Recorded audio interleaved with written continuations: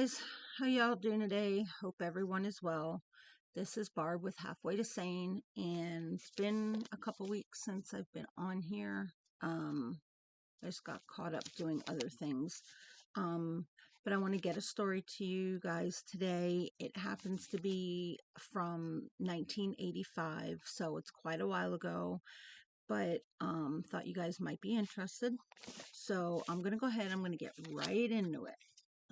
So, Janet and her 10-year-old daughter, Marissa, was last seen in Somerset, Pennsylvania on June 30th, 1985.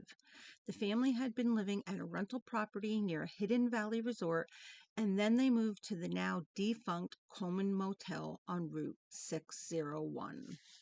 Janet had been going to a priest at St. Peter's Roman Catholic Church for counseling on a regular basis and had made arrangements to meet the priest the morning she and her daughter disappeared.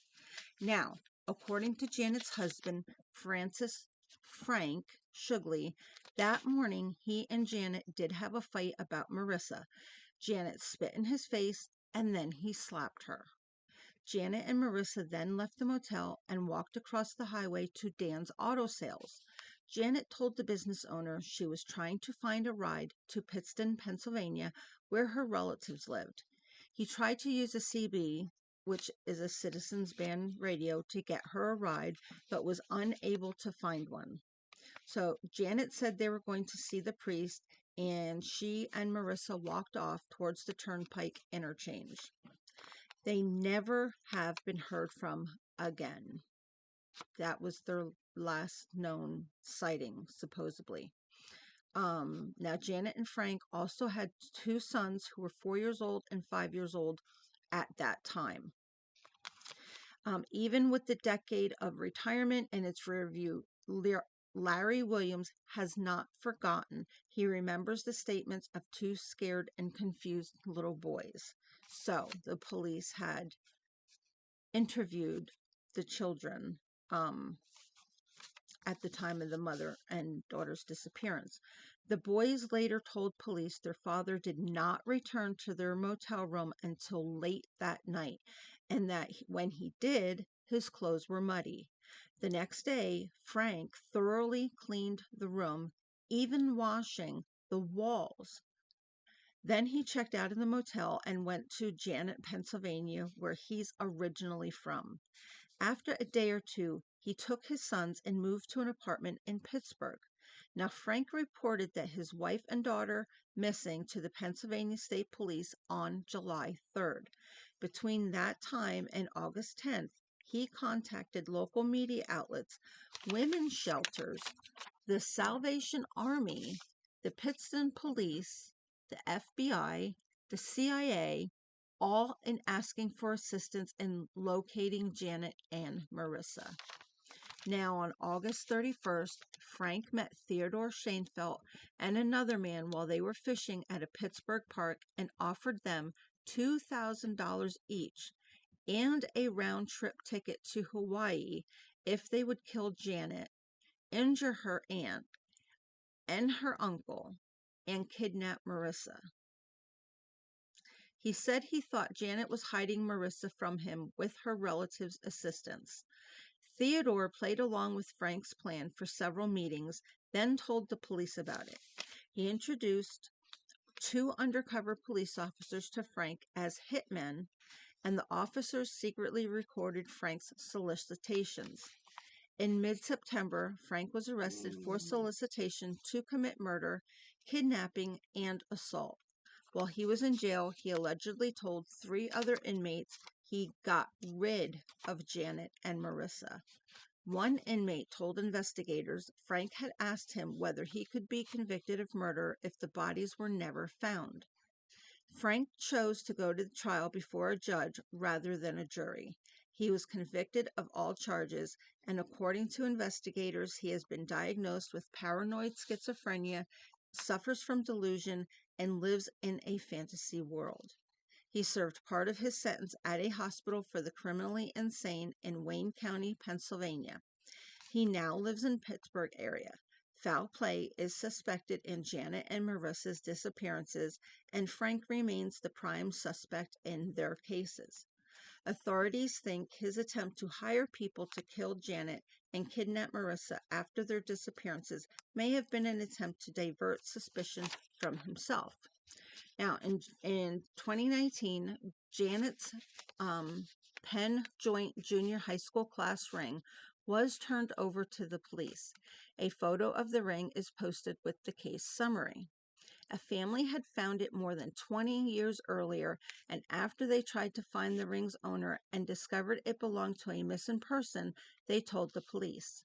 Authorities haven't disclosed the location where the ring was found, but they hope this new clue might lead to answers in Janet and Marissa's disappearances. Photos of Marissa are not available, and in the 36 years that have followed, the case has been complicated by a murder-for-hire conspiracy, frustrated by false leads, and more recently illuminated by the opportunity for police to look for Janet and Marissa in a place they've been unable to search in the past. He said, "What I thought was strange in this, here's a mother and a 10-year-old daughter. They disappear off the face of the earth, and all these years later, there's never been any surface of their whereabouts or knowledge of them in any way." Larry was asked if he had any thoughts on why Janet would have left her boys at the motel when she stormed out during the fight with her husband. Larry said, "I do, but I can't state it." The Coleman Motel they were staying at was located at the outskirts of Somerset Borough. The motel was the kind of place where teenage joyriders from Baltimore, Maryland would hide out on New Year's Eve after skipping the city in a stolen ride, where a man who pulled off multiple Somerset County courthouse burglaries might have lived, and where a 13-year-old runaway from Confluence could hide, where a Cold Junction man might find his estranged wife and her new male companion, and where thieves would steal a CB radio, hundreds of dollars in hand tools from a parked vehicle, and where a Kingston, New York man could skip out on paying for a 6-night stay after stealing a car from a Shade Township woman, and where a beer and liquor thief of the B&B bar might be laying his head. This, at least, is the impression given in daily American newspaper reports from this time period. A night stay at the Coleman Motel would cost you $15.90 in 1986.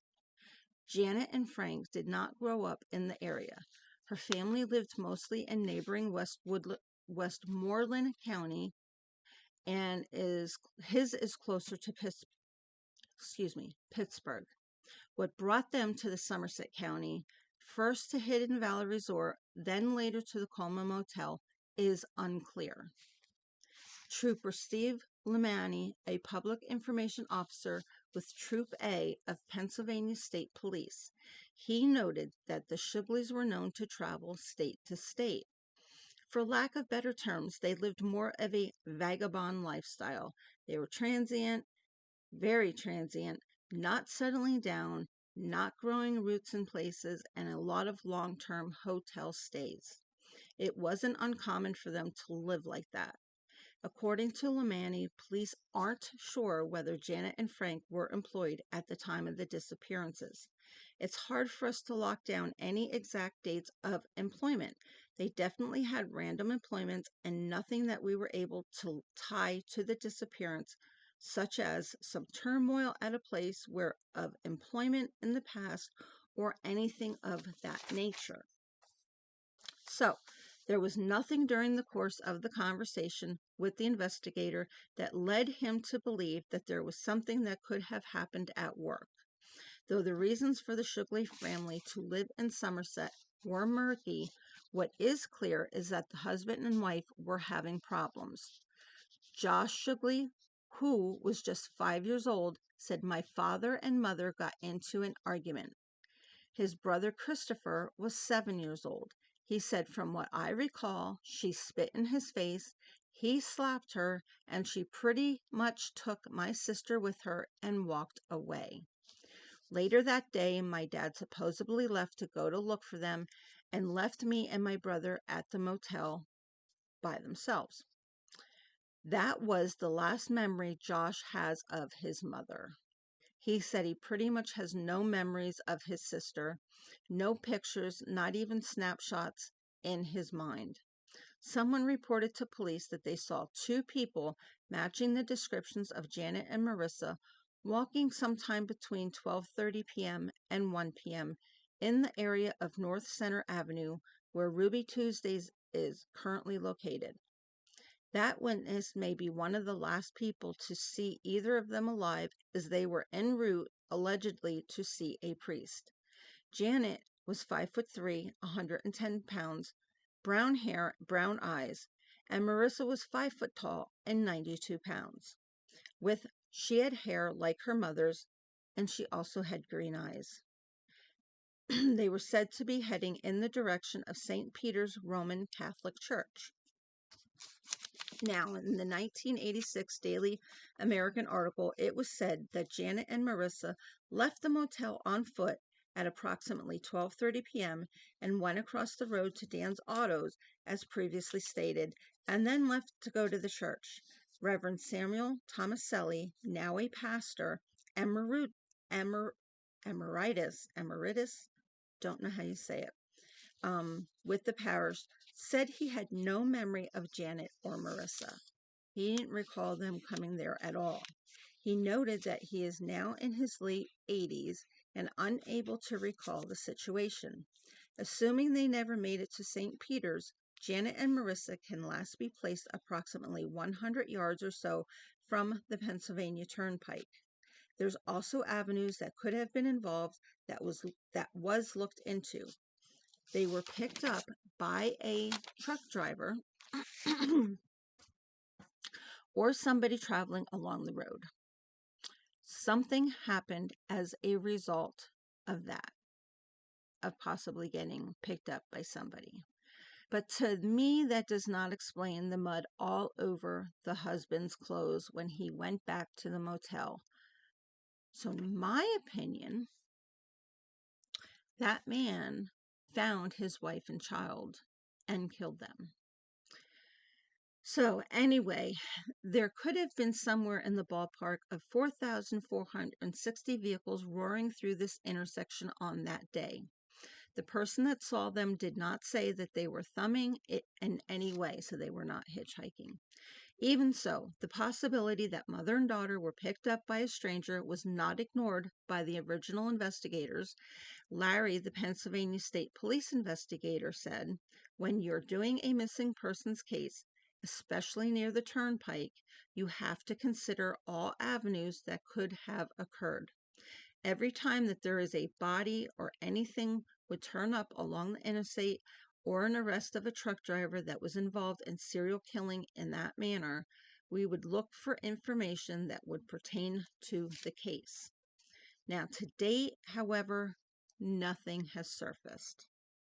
Now, the conspiracy on July 2nd, 3 days after the disappearance of his wife and daughter, Frank filed a missing persons report with Pennsylvania State Police, and the case went first to Trooper George Gearhart, and then Trooper Williams was brought in to take the investigation a short time later when suspicions escalated from a missing persons and a family abandonment situation to something potentially worse. He said, "Of course, you always suspect the husband when there is nothing else, but we couldn't really connect him at the time to any crime." Frank would offer theories of his own regarding Janet and Marissa, and according to Frank, his wife was hiding his daughter from him in the residence of Robert Puccio and Teresa DiMeno, which was Janet's aunt and uncle, and he had a plan to see his daughter again. Per court records, that's when Frank hired hitmen to kidnap his daughter, injure Robert Puccio and Teresa DiMeno, and murder his wife. Trooper Williams said he's long believed that testimony from that trial could have been key in determining what happened to Janet and Marissa. Janet's sister Nancy Martinelli said, "It would be wonderful to appreciate any information me back up. It would be wonderful to have some sort of closure, and our family would certainly appreciate any information anyone could provide to the state police. Trooper Steve Lamani said, "We've never had enough information to develop sufficient information that would enable us to get an arrest warrant. We're hoping that now that we've been able to positively identify the ring and belonging to Janet, who used to go by the name of Janet Marie Palumbo, that someone may step forward with information to help us and to help us assist the family. Anyone with any information is asked to call the state police at 724-832-3288, and there is a $5,000 reward being offered to help solve the case." Now, Janet did say that she was not Janet said, her sister said that she was Janet's maid of honor at her wedding, and in high school, Janet was a majorette, the sister was a cheerleader, and they had many, many good times together. Janet's brother Raymond, who lives in Washington, said, "Although it's been a tragedy, this has amazingly brought together Janet, me, and our brother Anthony, who lives in Florida. The only thing missing is Janet, and we would love to have her restored back into our lives." Well, he missed Marissa in there too. But anyway, it's my opinion, as I said earlier, that the husband killed his wife and daughter. What other reason would he have left for the entire night and left his boys home alone in a motel room and come back all dirty and muddy? There's no explanation for that. So anyway, leave your thoughts and comments down below. I would truly appreciate it. If you haven't already done so, please subscribe to the channel. It really does help me out. Hit that thumbs up button and that notification bell so you know the next time I upload a video. And until next time, guys, peace.